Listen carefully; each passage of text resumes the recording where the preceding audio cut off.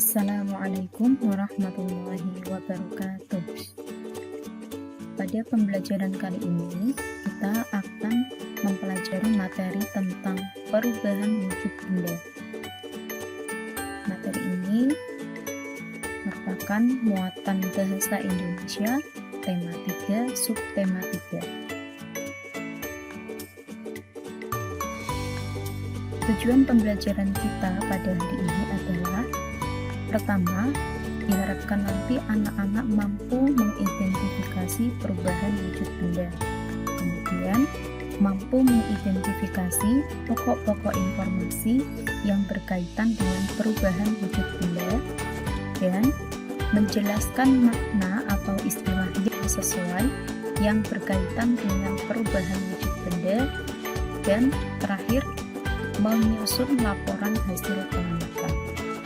Kita mulai dengan bacaan berjudul mencair. Cobalah baca teks berikut ini.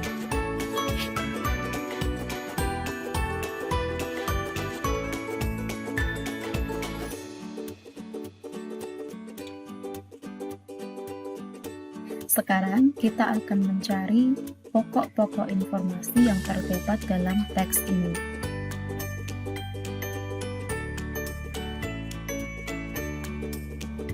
Nah, di sini ada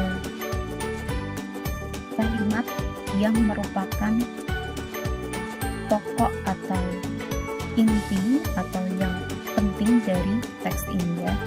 Jadi, kalimat terakhir ini berbunyi, perubahan wujud dari padat menjadi cair disebut mencair atau meleleh atau melepuh.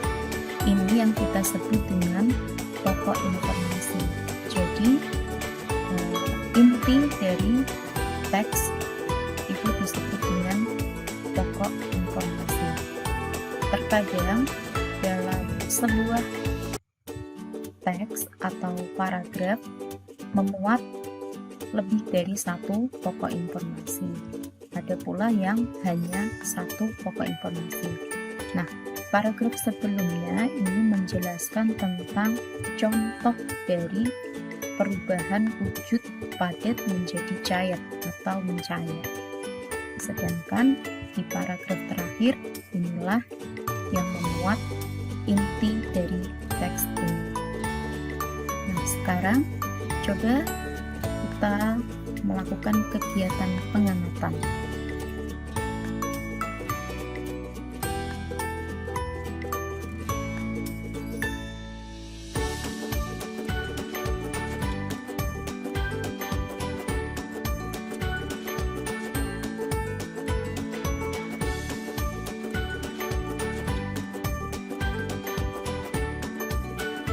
Titik penting terkait dengan mencair. Es mencair jika suhunya mencapai 0 derajat Celcius, sedangkan besi dapat dicairkan jika dipanaskan sampai suhu 600 derajat Celcius. Nah, kita perhatikan, es itu adalah benda padat, kemudian besi juga benda padat. Tetapi es dapat dicairkan jika suhunya dingin. 0 derajat Celcius itu adalah suhu yang dingin sekali. Sedangkan 600 derajat Celcius itu sangat panas, atau 6 kalinya suhu ketika air mendidih. Nah, jadi setiap benda itu mulai mencair pada suhu yang berbeda-beda. Suhu di mana benda mulai mencair disebut dengan titik leleh. Nah, sekarang kita akan membahas tentang materi yang kedua, yaitu tentang membeku. Teks ini dapat anak-anak baca dalam LKS pada halaman 70. Nah, kita mulai dengan pokok informasi teks. Dalam teks ini, pokok informasinya adalah perubahan wujud benda cair menjadi benda padat dinamakan membeku. atau terdapat dalam paragraf pertama. Nah, kemudian pada paragraf yang kedua, ini pokok informasinya adalah mencair tadi dapat dilakukan atau dapat diwujudkan dengan cara mendinginkan suhu benda. Kemudian pada kalimat selanjutnya, suhu untuk mengubah benda cair itu dinamakan dengan titik beku benda. Sama seperti titik leleh pada cair, titik beku benda juga berbeda-beda. Jadi perbedaan mencair dan membeku, jika mencair itu perlu dipanaskan atau suhunya naik, sedangkan membeku adalah kebalikannya ketika suhunya semakin dingin atau rendah.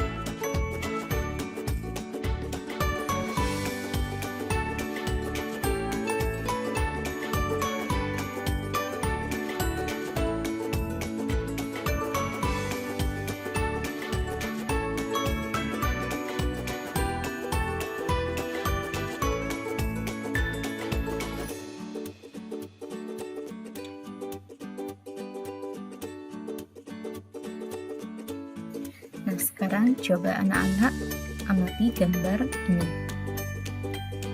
Ini adalah gambar menjemur pakaian. Pernahkah kalian mengamati apa bedanya menjemur pakaian saat terkena sinar matahari yang terang atau yang terik dengan ketika cuacanya sedang mendung?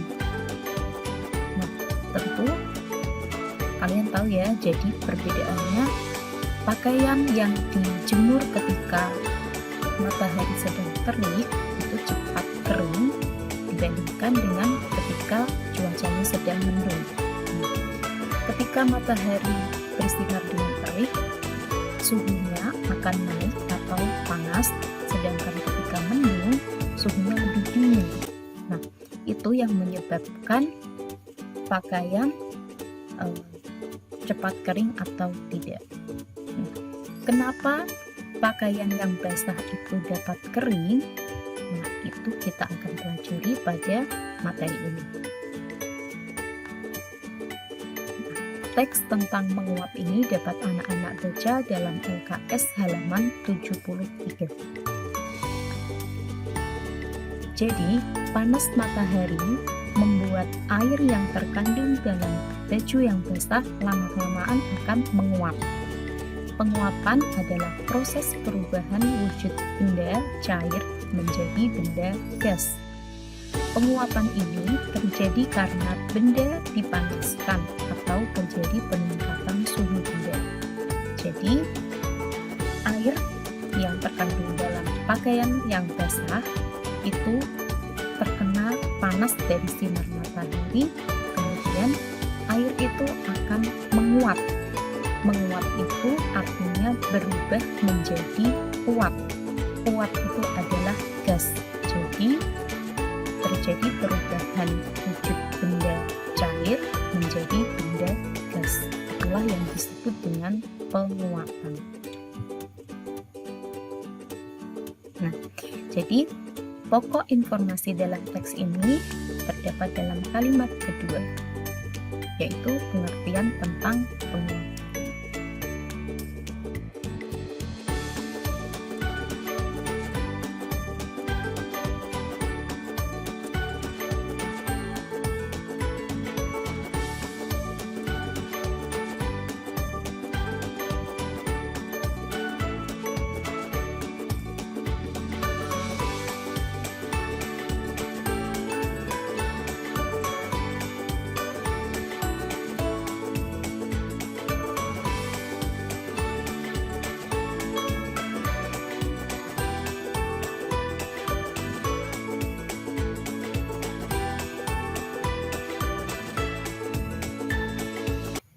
Sekarang kita akan mengamati dua gambar berikut ini. Gambar yang pertama, anak-anak pasti sering menjumpainya ketika pagi hari ya. Ini adalah daun yang terdapat embun di atasnya. Jadi ketika pagi hari kita sering menjumpai embun yang berada di atas permukaan daun. Pernahkah anak-anak mengamati ketika malam harinya tidak terjadi hujan, tetapi kenapa bisa ada air di atas permukaan daun? Dari manakah asalnya air itu? Nah, kemudian gambar yang kedua, ini adalah gelas yang berisi es, air es ya. Air es itu dingin. Kemudian di luar permukaan gelas itu terdapat bintik-bintik air. Dari manakah bintik-bintik air itu? Apakah permukaan gelasnya retak atau bocor? Nah, tentu tidak ya. Kalau bocor pasti airnya akan mengalir. Nah, dari mana bintik-bintik air itu berasal? Nah, kita akan menjawabnya dengan membaca teks berikut ini. Teks ini berjudul Mengembun. Ini terdapat dalam LKS halaman 76. Silahkan anak-anak baca terlebih dahulu.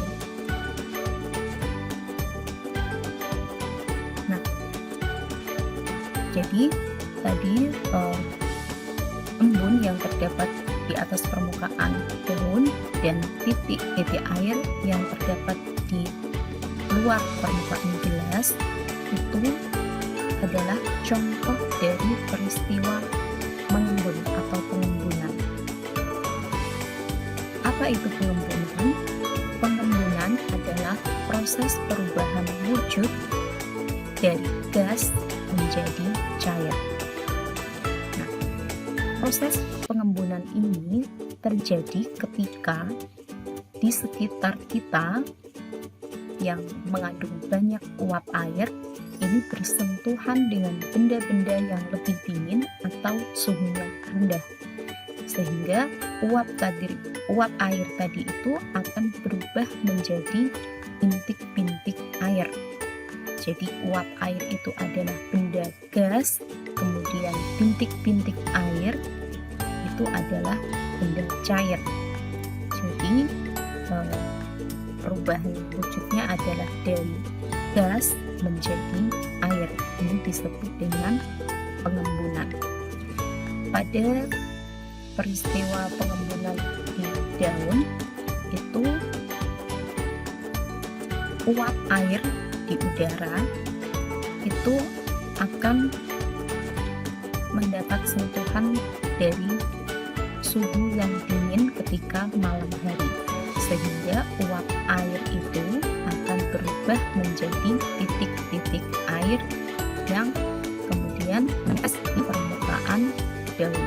Jadi air itu berasal dari luar daun atau luar pohon ya, bukan berasal dari dalam daun atau dalam pohonnya. Kemudian demikian pula pada gelas. Jadi bintik-bintik air di gelas ini berasal dari luar gelas itu. Jadi bukan dari air yang berada di dalam gelas. Di luar permukaan gelas ini terdapat banyak uap air. Nah, gelas yang suhunya dingin karena terdapat es batu ini akan bersentuhan dengan uap air tadi, sehingga uap air itu akan berubah menjadi titik-titik air atau cair ya, kemudian menempel di permukaan gelas. Jadi titik-titik air ini berasal dari luar gelas itu.